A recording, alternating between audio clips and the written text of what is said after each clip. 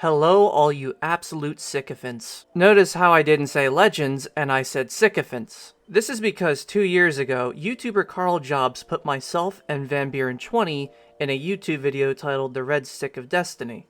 For summary, Karl Jobst was making YouTube videos about disgraced gamer Billy Mitchell. Karl Jobst, at the time of making this video, was currently undergoing a defamation lawsuit for what people thought originally was about video game cheating with his GoFundMe was actually about the blaming of suicide of YouTuber Apollo Legend. Apollo Legend was a great friend to me, and I've had many great conversations with him. Later on in this video, I will show off conversations that I've had with Apollo Legend when he was alive, before Karl Jobst ever made a video about Billy Mitchell. The crazy thing of all of this is that Karl Jobst never even knew that I was associating with Apollo Legend before he even made a statement about me. Let's listen to what Karl Jobst had to say about myself and Van Buren20. The problem with Billy Mitchell's sycophants is that they don't yet realize that Billy is a pathological liar, so they'll just believe whatever he tells them and then repeat it confidently, not realizing they just end up looking like complete idiots. And unfortunately, they just don't know much about what's really going on. I'll let you know another secret. When I made that original video about the red joystick, I already knew what Billy said in his deposition. I already knew he testified the stick was black.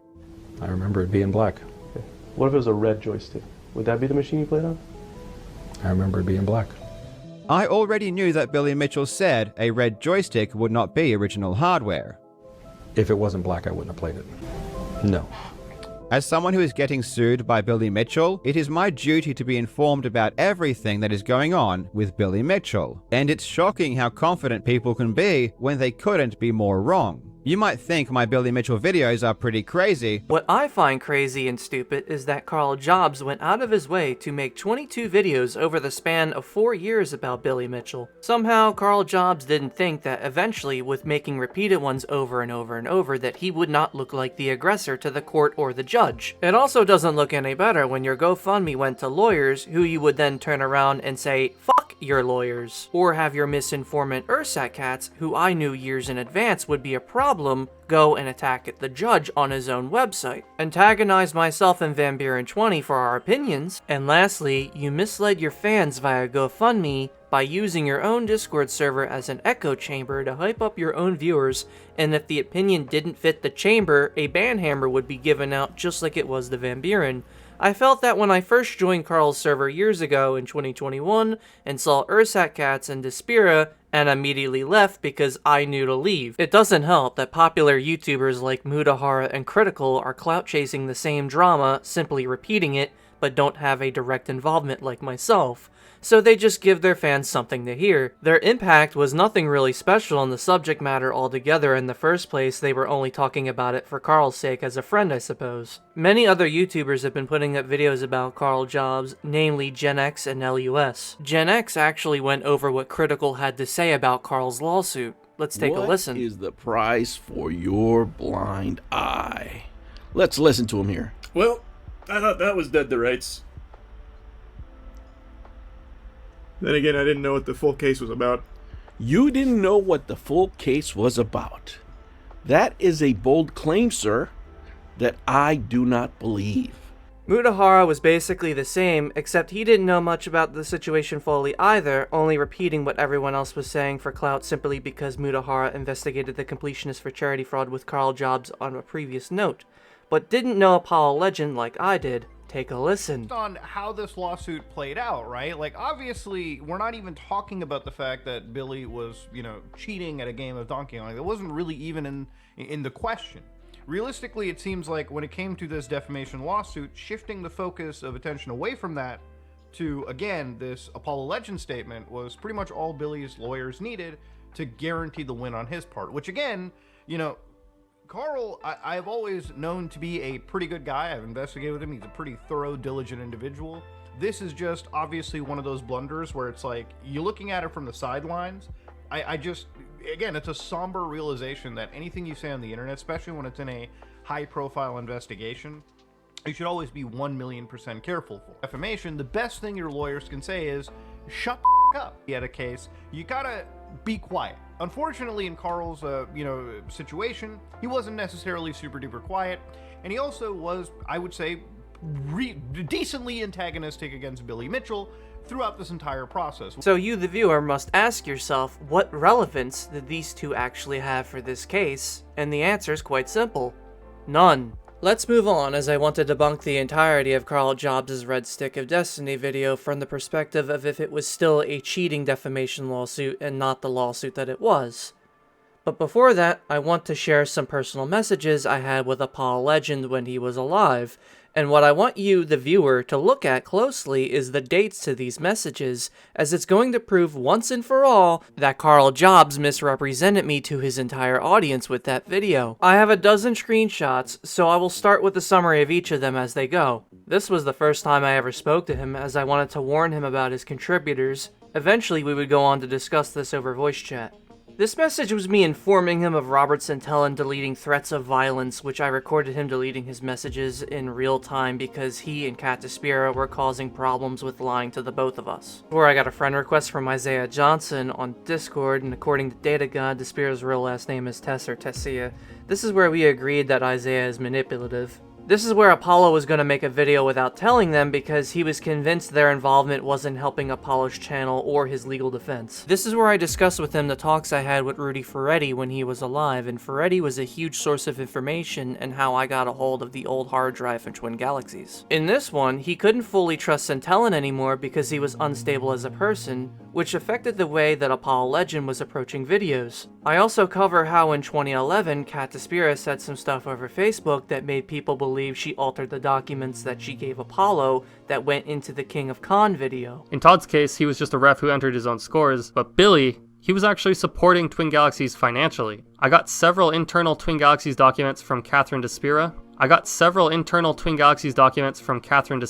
In this one, Apollo asked me for proof of Centellin, a friend of Despira's, posting docs of DataGod's cell phone number to Twitter. I also talked about how I used to volunteer with Freako to do commentary on Speed Gaming and ZSR. He of course tried to harass us there and immediately failed. This is a photo of Patrick Scott Patterson's resignation from Twin Galaxies and me discussing the timeline video I did. Following this, even Apollo agreed that I needed a break from investigating, later offering to cite me in his future video. Here Apollo is asking me how I wanted to be named in his next video, the original Isaiah video, along with how Centellin tried to steal my investigative work by going so far as to hijack the official Twin Galaxies Wikipedia page to link his own YouTube channel, which Apollo agreed was scummy. This image is taken from the top secret channel on Apollo Legends Discord server that was only viewable to shadow government/mods. The image was taken by the current owner of the server and my friend Warfare Ridge just before the previous message. As you can see from the color of my name, I used to be a mod, and this is probably the best quote I ever told to Apollo and in the server in general. Sadly, January to June 2020, Apollo was burnt out from the stress in video editing to never finish this video I mentioned earlier, as slowly his supporters of July 2020 would betray him. This is a tweet by Apollo reposted by Warfare Ridge mid-2020. Apollo disappeared completely publicly. For most of 2020, I remained in contact with Apollo over Discord private groups. My last one was a month or so prior to his unfortunate passing. This was ultimately my last DM sent to Apollo Legend. Good night. You can see why I never continued. It was heartbreaking to see someone that I shared many of my views and my tastes for games with, i.e. Zelda 64. He reminded me of my younger self, and to see this happen was just terrible. In Apollo's note, he goes on to quote Ezscape and Dark Viper. Both were friends with Karl Jobs. Ezscape was a mod in Apollo Legends Discord server. Karl Jobs could have easily just asked and gotten info into Apollo Legends Discord server and pick up where he left off. So why didn't he? The answer is simple. It's because he helped Ezscape with the downfall video of Apollo Legend. In fact, I want to quote that video right now. Actually sued for it, but it did seem to be enough to scare him.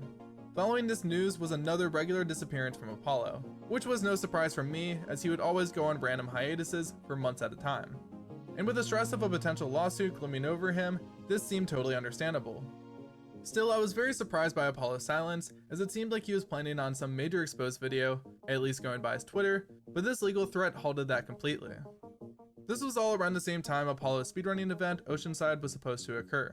And leading up to the event, even before all of the Billy Mitchell stuff happened, So he had no interest in being in the Apollo Legends Discord server to pick up where he left off to make sure his information was correct, but he did have the interest in trying to pick up his audience. If you need further proof of that, go to Apollo Legends YouTube channel and under community posts, you'll find Karl posting Carrying the Torch. So now we have established that Karl Jobst not only didn't know Apollo Legend, but he also is helping take him down. Now that we've established that I was friends and assisted Apollo Legend well before Karl Jobst came along, let's move on to the Red Stick video. Before I go over the Red Stick video, I simply wanted to state that I still believe firmly 100% without a doubt Billy Mitchell is a cheater, and I stand by those words. He cheated his scores with the use of MAME instead of regular arcade, used an 8-way stick at the FAM, Robert Child's board swap video, which was then swapping a junior board and not a DK board in an attempt to fabricate a story. What are you guys doing with that fake board swap video?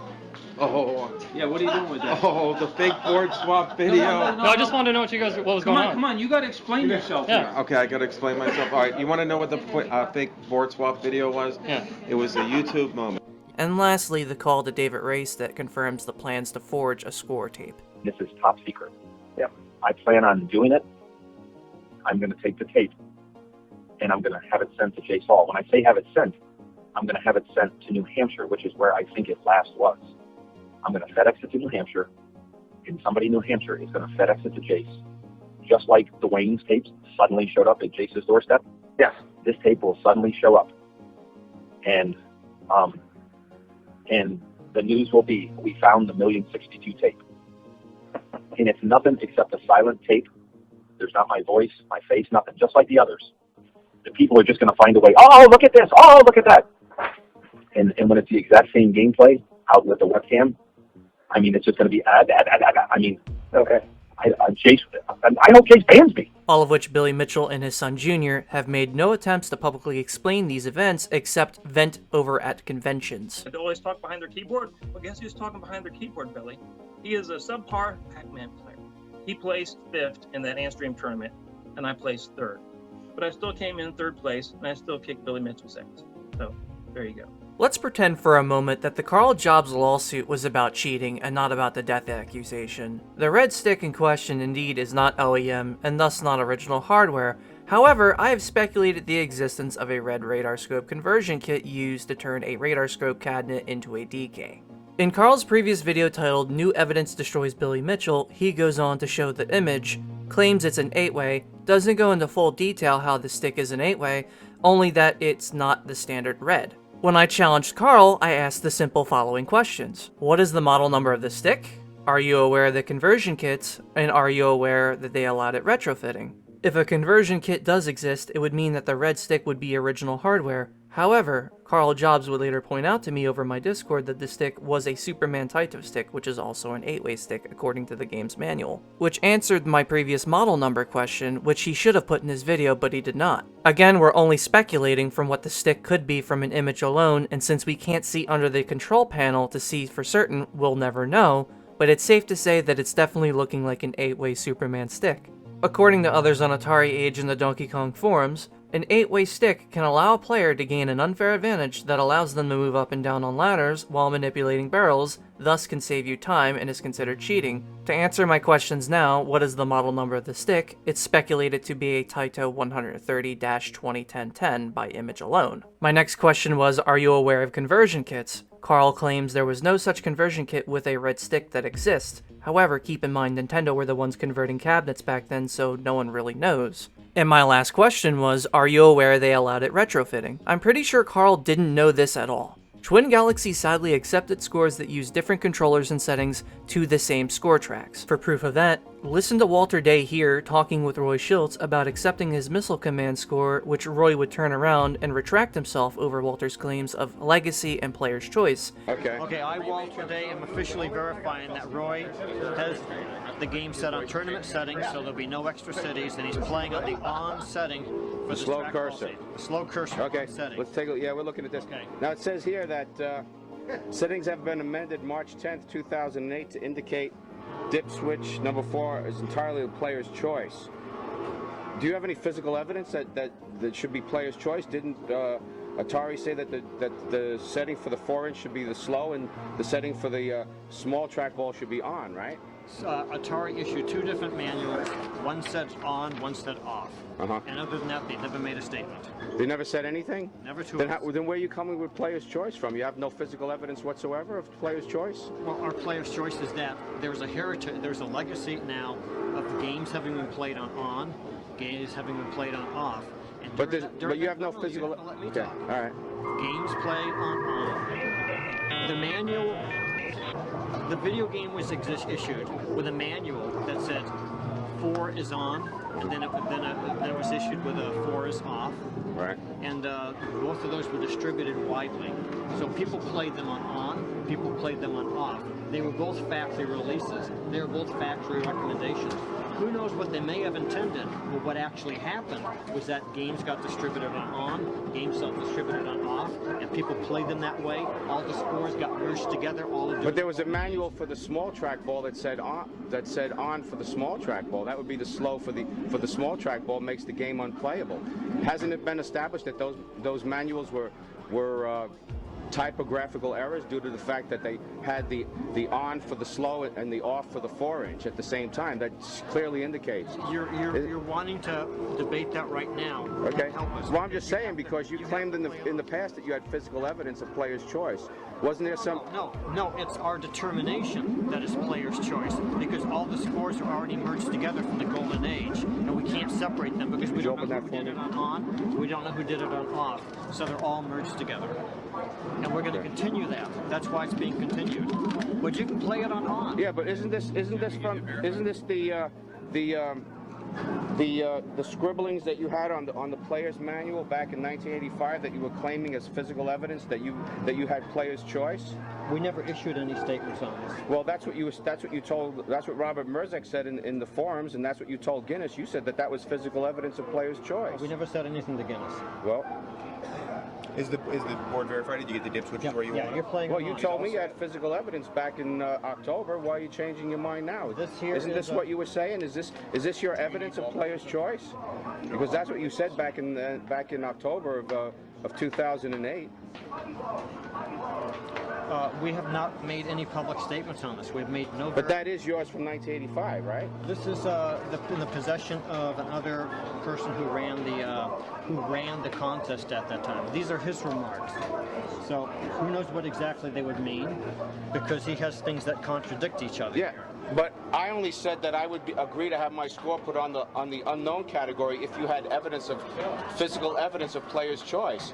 You claimed you had physical evidence of player's choice. Now you're saying you're not, and this physical evidence is right here. That's what Robert Merzek said on the... We don't want to argue that. Roy, I think that you have to play, because there's going to be no argument done on this. So you have no physical evidence of player's choice, is that correct? We're not going to make any decision on or off. We're going to talk about it in terms of it being player's choice. Well, I withdraw when I said I wanted my score put on the unknown category because you said you had physical evidence of player's choice, I am now officially withdrawing that statement because now you're saying that you have no physical evidence of player's choice. I think that you have. Is that correct? Is that correct? I think that you have to do what you want to do. There are plenty of other games on Twin Galaxies that accepted retrofitting and player's choice besides Missile Command. A nice example of player's choice would be Crazy Taxi, a game that came out in 1999. As you can see here in the photo of Twin Galaxies, the rules state for this game that you could set the traffic level to whatever you want.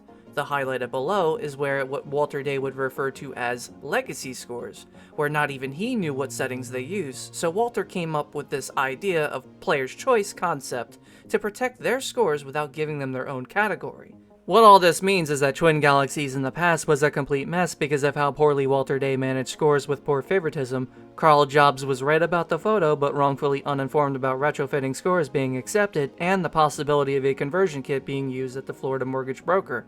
I was at the time supporting Karl Jobst by challenging him to provide this information. I wanted him to be factually 100% correct about every statement he was making online. However, the one he made about me being a Billy Sycophant is far off from the truth and uninformed. And if anything, a blatant lie because he knew Ezscape who knew me. If Todd Rogers, who was present as a referee video game cheater who submitted fake scores, allowed it the retrofitted stick, then sadly it's acceptable by old Twin Galaxies bogus practices.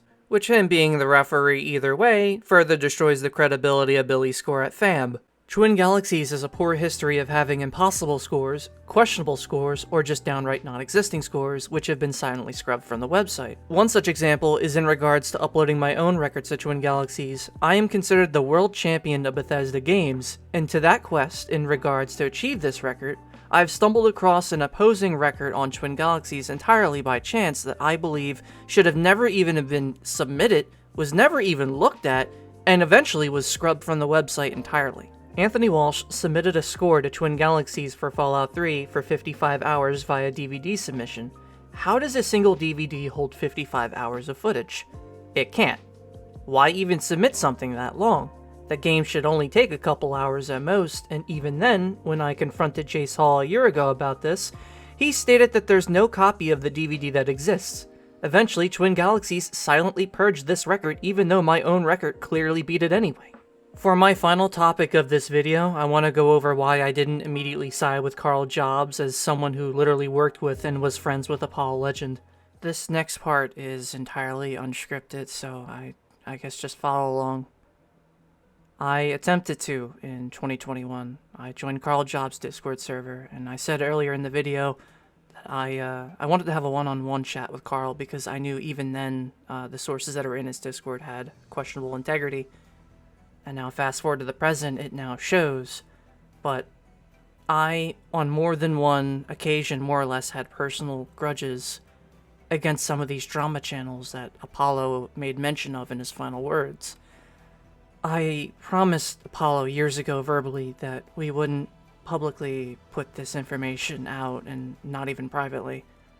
But he absolutely hated the drama channels, as it constantly made him question his productivity and creation of videos, and downright made him more depressed from the pressure of expectation, and then hearing people he wanted to trust do shady things behind his back, and made him not want to get along with them. Like, for example, Keemstar came into my Discord server and threatened dox on me simply because I was against Robert Centellin for misinformation. Post. Apollo is dead. Rest in peace. Because you want to break the story. Because you want clout. Because you want fucking attention. You. You wanted to break the story. Congrats. You broke a story that was incorrect. Go fuck yourself. Literally from the bottom of my heart. Which, unironically, everyone forgets Keemstar made Tony Winchester, RS Glory, cry after wrongfully accusing him of pedophilia and doxing, and made him and, out the world to be a piece of shit. You know what? Let me get a clip of what Scares had to document back then. It was just beyond sad because he started streaming tonight, and like his Twitch chat was just filled with people telling him to kill himself, filled with people telling him, you shouldn't live on this earth anymore. Like his life was basically ruined. He was just getting all of these social media messages, and you can tell like the only thing in this like man's life right now is like Twitch and interacting with his Twitch fans and stuff, and every one of his broadcasts. If you I've retired. I haven't got my first Social Security check yet, but I'll get it soon. See, I would have sat here for the next 10 years because I'm not going to let somebody run me off. But now that the whole thing's cleared up, and you guys know I'm a good guy, I'd like to go take a break. Wash my face. Put some cold water on my face. Have a cup of coffee, relax for a minute, and then I'll come back and start tweeting again, or twitching again, okay? Yeah, it's crazy, because I used to play RS3. I've encountered him before. I've encountered Tony Winchester in-game. It's people like this that, when you go back to them with the pressure and expectation that they had to keep up with people like this, regardless of an apology in the past or not, me and Apollo had to be mentally ready to fold. When we figured out how deep this got, he wanted it to just be about the video game cheating, but these drama posters brought their toxic personalities into the overall... I just feel like it, even he has stated this, it felt like it ruined our research, and it detracted and derailed from it, so it broke me in 2020. Good night a few days after was literally the last thing I could say to Apollo. It's really the only thing I could say. I truly, from the bottom of my own heart, wish Karl Jobs and his wonderful wife and his kid a happy future, even with this shitty lawsuit result. But a lot of you need to know he is human, he's capable of mistakes. I could have easily continued and been in Karl Jobs' exact position down to the damn letter. But my own family comes first. Not some moron and his son e-begging online about a fucking hard drive in a video game for cheating. I got my priorities right now. I don't have the hard drive in my possession anymore, and I'll leave that to the next generation to deal with, but it won't be me. History will correct itself. And it slowly already has.